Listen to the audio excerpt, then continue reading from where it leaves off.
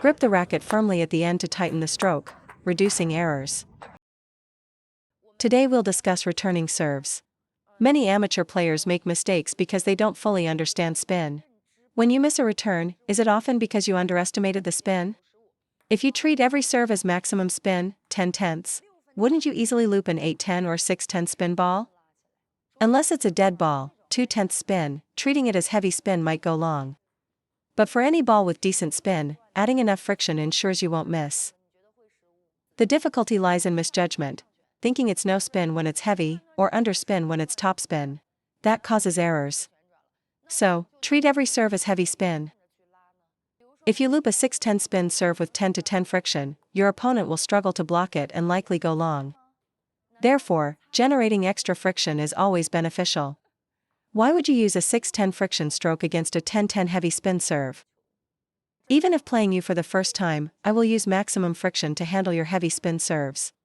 Notice how I brush the ball heavily. I'm testing the amount of spin you served.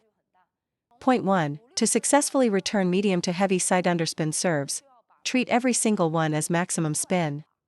For heavy spin, increase your own spin and friction, minimize flat impact, and create a higher arc to loop it over.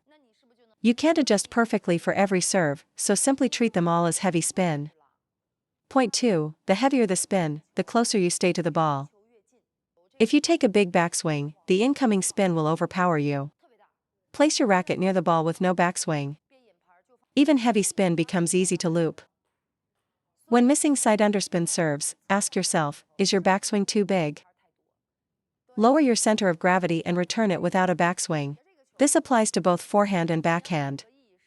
The key is staying close to heavy spin balls to easily create an arc by borrowing the incoming pace. A large backward or downward backswing will result in getting jammed by the ball. The incoming ball feels powerful, but by staying close to it, you neutralize that power. As long as you don't take a big backswing, you won't get jammed. Even if the serve looks intimidating, keeping your paddle close allows an easy block. A big backswing makes you feel constantly under attack. Point 3. Let's tackle heavy spin first, then lighter spin. Against heavier spin, use your fingers to push forward and upward, combining this with forward momentum. Squeeze the racket and use finger power. The heavier the spin, the more prominent the finger snap. For no spin, just brush the surface. For heavy spin, climb the ball like stairs, brush upwards from the bottom. Use your fingers to lift the ball like an escalator. For shakehand, the index finger drives this trajectory. For penhold, it's the middle finger. Good. Exactly, brush upwards like climbing stairs. Don't let your finger force the ball directly forward. If you push forward with your fingers, swinging the full arm won't lift it. Your fingers must immediately create an upward arc at contact. Point 4. Many players instinctively back away when receiving heavy underspin. No matter how fast the serve is, you must never lean backward. Against very fast serves, abandon big waist and hip rotations, there's no time. Reach out and loop directly, keeping a low, stable center of gravity.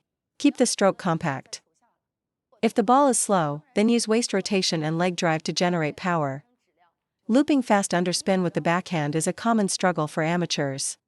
As long as you don't get jammed, your consistency will instantly rise above 50%. Add a more focused brush on the ball, and your consistency will reach 80 to 90%. Especially on the backhand, avoid a large backswing. Against fast serves, stay low and still.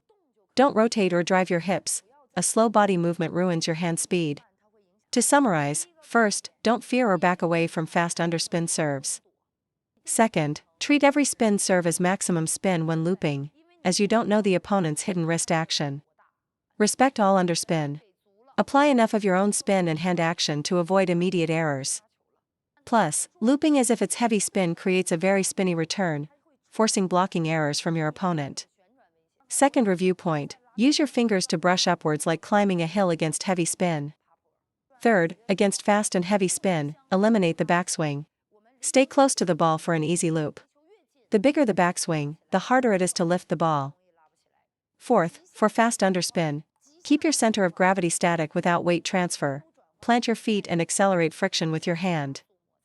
Now for half spin or no spin balls. Smashing them hits the net, looping them goes long. How to fix this?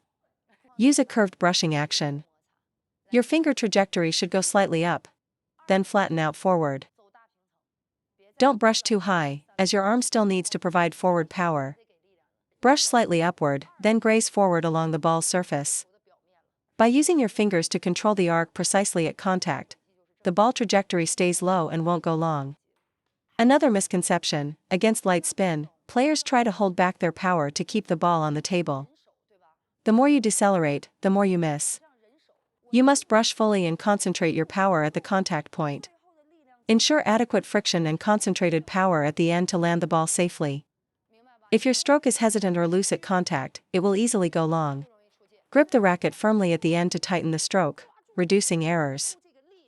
Your current upward brush for heavy spin serves is fine. But for lighter spin, you lift but fail to snap and press forward quickly enough. The stroke path shouldn't be a right angle. Follow a smooth, forward curving arc after the initial lift to secure the ball's trajectory. For very heavy spin, I apply more vertical friction like this. Don't underestimate finger action, it dictates your forearm's stroke direction. Finger movement drives power direction. Your paddle angle naturally follows your fingers. Watch Lou's loops. Notice how her stroke trajectory changes between heavy and light spin. In matches, full table placement distracts you.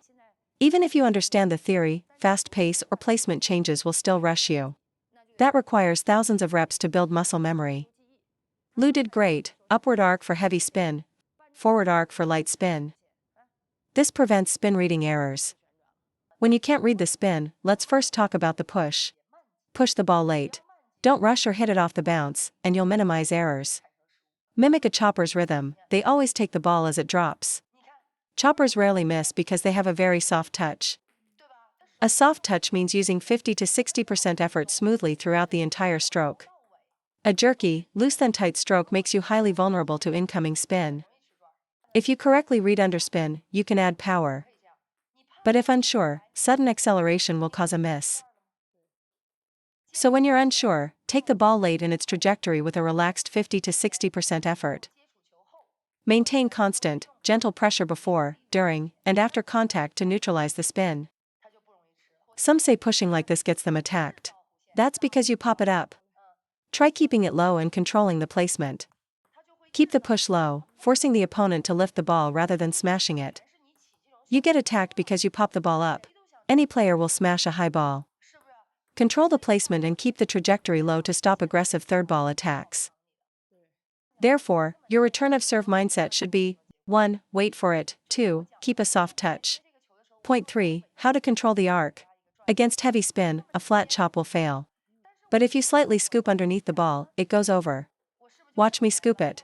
By wrapping around the bottom of the ball with multidimensional friction, it lands safely. Whether moving sideways, forward, or downward, using a curved brushing action prevents hitting the net. So avoid a completely flat racket angle here. If the ball feels too heavy to chop down on, remember, brushing the very bottom keeps it out of the net. This solves both the trajectory and the net fault issues. The heavier the spin, the more you need to lift or scoop it upwards. The same applies to looping. Even the heaviest spin can be lifted. Why am I able to lift it? First, a compact stroke. We miss because our large strokes get jammed. Second, a delayed timing. You can't easily lift a heavy serve at the bounce, take it late. Third, notice how soft my touch is? While this return lacks aggression, it guarantees consistency and prevents simple serve return errors. The return of serve principle is: start with your feet, stay relaxed, and don't be stiff. Move to the ball. Slow down your rhythm. And soften your hands. You might think, if I return softly, the opponent will smash it. As a beginner, focus on getting it on the table and let your opponent make unforced errors. Against an overly aggressive player who attacks everything, just keeping the ball in play is often enough. But against tactical players who set up their third ball attacks, you must control your placement. For instance, if pushing to his forehand gets you attacked, switch to his backhand. If the forehand placement gets punished, return to the backhand. If placement isn't enough, vary your speed by accelerating late in your stroke. Just add a little extra wrist action upon contact. If he still dominates you, he's simply at a much higher level. What does late acceleration mean? Start close to the ball, this minimizes errors. Let me demonstrate.